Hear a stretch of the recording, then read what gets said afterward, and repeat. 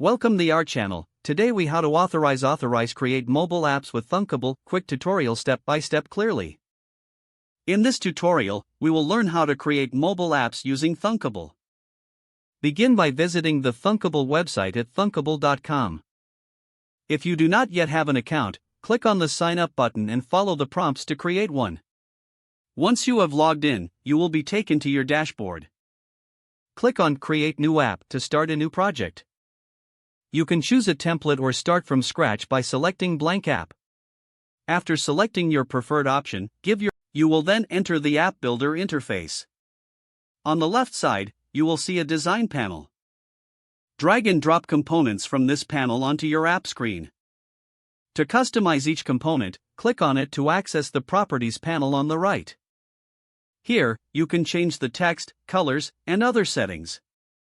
Next, let's add functionality to your app. Switch to the Blocks tab at the top of the screen. This is where you will create the logic for your app. Choose the blocks that correspond with the components you added. Connect these blocks by dragging them together to form a logical sequence. Once your app logic is set, it's time to test your app.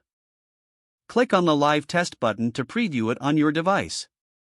Ensure your mobile device has the Thunkable Live app installed. Scan the QR code on your screen with your device. You will now see your app live on your mobile device.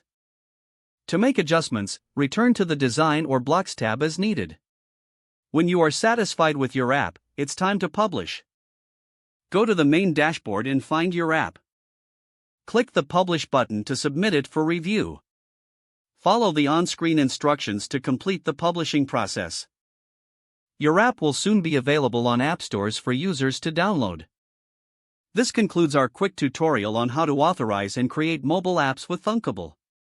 Don't forget to like this video and subscribe to our channel for more step-by-step tech guides.